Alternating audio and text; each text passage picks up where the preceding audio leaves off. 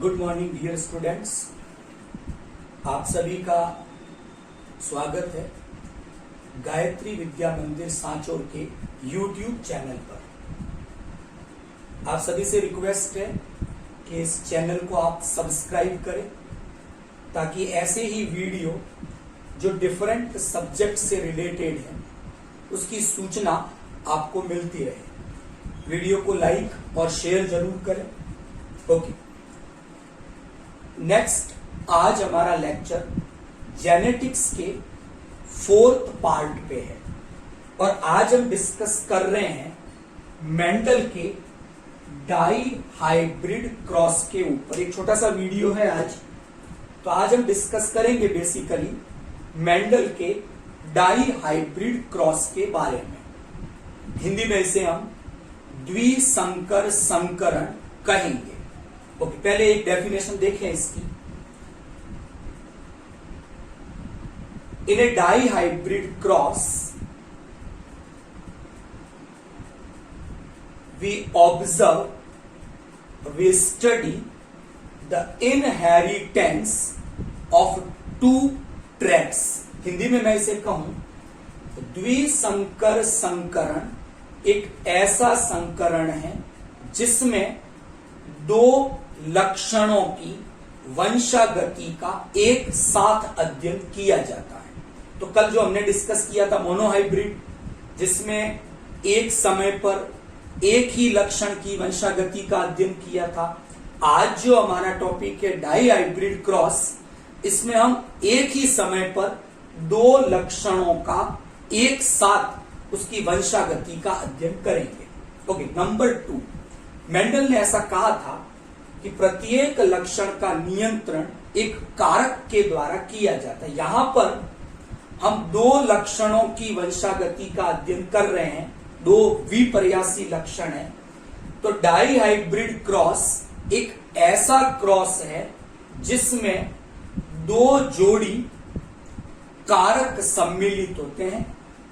ऐसा हमने mono hybrid में डिस्कस किया था कि उसमें एक जोड़ी कारक पार्टिसिपेट कर रहे थे, इसमें दो जोड़ी कारक सम्मिलित होंगे।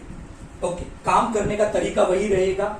हमने वर्किंग प्लान के बारे में डिस्कस किया था मेंडल के। नंबर 1, मेंडल ने अपने हर एक्सपेरिमेंट के लिए प्योर होमोजाइगस प्लांट सेलेक्ट किए थे। यहां हम ऐसे ही दो प्लांट ले रहे हैं। गार्डन पी का हमने एक ऐसा प्लांट लिया है जिसमें जो कॉटिलीडन्स हैं, बीज पत्र हैं, वो पीले रंग के हैं और बीज की आकृति राउंड या गोल है। ये प्लांट इन दोनों लक्षणों के लिए शुद्ध होमोजाइगस समयुग्मजी प्रकार का है। हमने इसे रिप्रेजेंट किया है capital Y yellow cotyledons colour को रिप्रेजेंट कर रहा है, कैपिटल आर राउंड सीड की शेप को प्रेजेंट कर रहा है। ऐसा ही जो सेकंड प्लांट यहां पर लिया गया है वो भी अपने लक्षणों के लिए समयुग्मजी या शुद्ध है। ये जो दूसरा प्लांट लिया है इसके कॉटिलीडन्स का कलर ग्रीन हरा है और इसके शीड का जो शेप है वो रिंकल झुर्रीदार है। तो यहां पर दो गार्डन पी प्लांट लिए गए हैं जिसमें से एक को कैपिटल आर जीनोटाइप के द्वारा रिप्रेजेंट किया है, जबकि दूसरे प्लांट को हमने स्मॉल आर इस जीनोटाइप के द्वारा रिप्रेजेंट किया है। मेंडल ने जब अपना वर्क किया था तो F1 पहली संतति प्राप्त करने के लिए इन पादपों के बीच क्रॉस कृत्रिम परागण करवाया था। तो वैसा ही यहां पर किया गया है, इन होमोजाइगस प्लांट्स के बीच क्रॉस करवाया और जो सीड मिले उन्हें उगाकर मेंडल ने अपनी पहली संतति F1 प्राप्त की।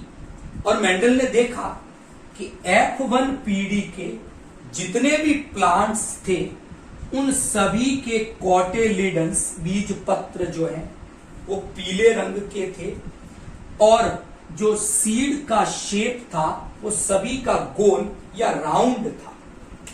मेंडल के इस एक्सपेरिमेंट के हाफ पार्ट में, अभी हम हाफ तक आए हैं, एक निष्कर्ष निकलता है यहां पर कि बीज पत्र का जो पीला रंग है, yellow cotyledons colour is dominant over green cotyledons colour. Hindi में कहें हम, बीज पत्र का पीला रंग बीज पत्र के हरे रंग पर प्रभावी है और इसीलिए F1 संतति में केवल प्रभावी लक्षण, इसलिए सभी पादपों के बीज पत्र के रंग पीले थे। दूसरा जो निष्कर्ष हमें मिलता है यहां से कि बीज की गोलाकार आकृति बीज की झुर्रीदार आकृति पर प्रभावी है। Round shape of seed is dominant over wrinkle shape of seed. इसलिए F1 पीढ़ी के जितने भी प्लांट्स थे उन सभी में जो बीज थे वो राउंड गोल आकृति के प्राप्त हुए। तो यहां पर एक छोटा सा निष्कर्ष हम अगर एक लाइन में लिखना चाहें कि बीज पत्र का पीला रंग प्रभावी है हरे रंग पर, बीज की गोल आकृति प्रभावी है झुर्रीदार आकृति पर। ना मेंडल की वर्किंग प्लान को थोड़ा अगर हम पीछे जाएं तो हमने ऐसा डिस्कस किया था कि F2 संतति प्राप्त करने के लिए मेंडल ने F1 पीढ़ी के पादपों का सेल्फ पॉलिनेशन स्वपरागण करवाया। वैसा ही हमने कहा है F1 पीढ़ी को यहां जनक बनाया, इनके बीच में हमने स्वपरागण करवाया और संभावित युग्मक जो बनेंगे, संभावित जो संततियां बनेगी, उसे हमने एक सरल रूप में यहां प्रदर्शित किया है F2 पीढ़ी को। इसे पुन्नेट स्क्वायर, पुन्नेट वर्ग या शतरंज पट्ट विधि कहा जाता है। सबसे पहले इस विधि के बारे में पुन्नेट नामक वैज्ञानिक ने बताया। तो स्वपरागण के बाद जो विभिन्न स्थितियां बनी, F2 के जो भी पादप बने वो हमने यहां प्रदर्शित किए हैं। यहां पर पीला हरे पर प्रभावी है, गोल झुर्रीदार पर प्रभावी है। तो यहां पर हम देखते हैं कि F2 संतति में हमें फिनोटाइप के बेसिस पर 4 डिफरेंट टाइप के प्लांट्स मिलते हैं। डिस्कस करते हैं हम कि कुछ प्लांट्स ऐसे हैं जिनके कॉटिलिडन का कलर येलो है और इनके सीड की आकृति राउंड है, पीले गोल। कुछ पादप ऐसे हैं, कुछ पादप ऐसे हैं कि जिनके बीज पत्र का रंग तो पीला है लेकिन इनके जो बीज हैं वो गोल नहीं होकर झुर्रीदार रिंकल्ड है। कुछ प्लांट्स ऐसे भी प्राप्त हुए जिनके बीज पत्र कॉटिलिडन का कलर हरा ग्रीन है और इनके जो सीड हैं वो झुर्रीदार नहीं होकर राउंड है। और कुछ प्लांट फाइनली हमें ऐसे मिले हैं जिनके बीज पत्र का रंग हरा है और झुर्रीदार आकृति के बीज है। तो 4 प्रकार के पादप मिले। और जब हम काउंटिंग करें, यहां से मैं एक एक करके काउंट करवाता हूं आपको। Capital Y, capital Y, capital R, capital R, yellow round एक हो गए। यहां पर येलो है, एक आर कैपिटल है, आर डोमिनेंट है तो राउंड होगा, पीला होगा। 2 प्लांट हो गए ऐसे, 1 2। यहां पर भी सेम स्थिति है, एक कैपिटल वाई आ गया मतलब पीला, 2 आर है, कोई दिक्कत नहीं, राउंड होगा।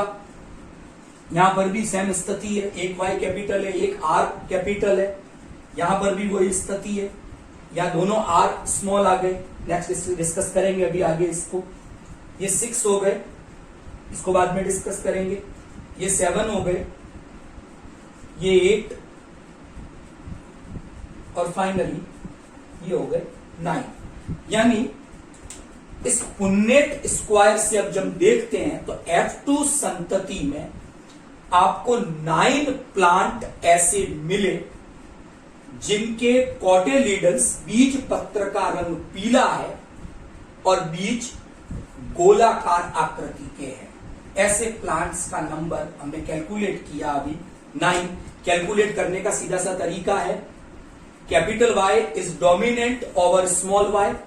कैपिटल Y है वो स्मॉल y पर प्रभावी है, तो केवल जहां कहीं दोनों y कैपिटल हो या केवल एक y कैपिटल हो, ऐसे प्लांट के कॉटिलिडन्स का कलर येलो होगा।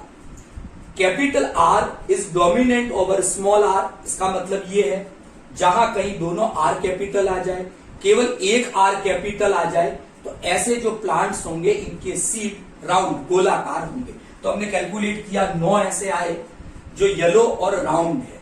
सेकंड हम काउंट करते ऐसे कौन से प्लांट हैं जिनके कॉटिलिडन्स का कलर तो येलो है लेकिन बीज की आकृति झुर्रीदार है, रिंकल्ड है। ऐसा तब हो सकता है जब दोनों y कैपिटल हो, केवल एक y कैपिटल हो, लेकिन दोनों r स्मॉल होने चाहिए। हम काउंटिंग करते हैं ऐसे कितने प्लांट हमें दिखते हैं। 1, दोनों y कैपिटल, दोनों r स्मॉल हो गए 1। सेकंड हम देखते हैं यहां पर 2, एक y कैपिटल आ गया है, दोनों r स्मॉल है। और थर्ड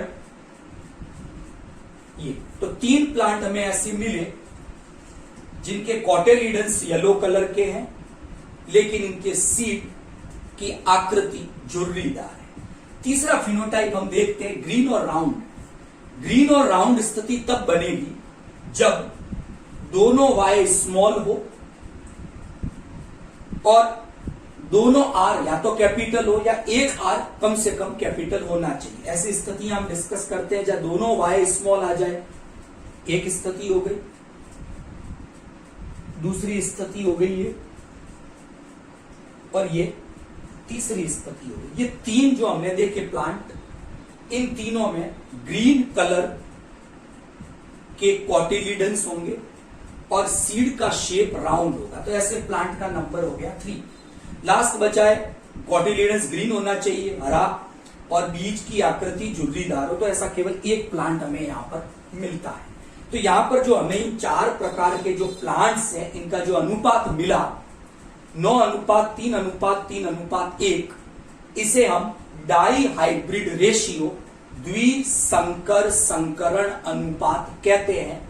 ये लक्षण प्रारूप अनुपात है, लेकिन आनुवंशिक रूप से ये सभी प्लांट फिर अलग अलग प्रकार के हैं।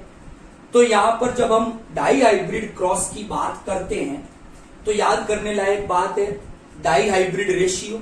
लक्षण प्रारूप क्या है इसका? 9:3:3:1। और इसका जो जीन प्रारूप है वो मैं यहां मेंशन कर देता हूं कि इस केस में आपको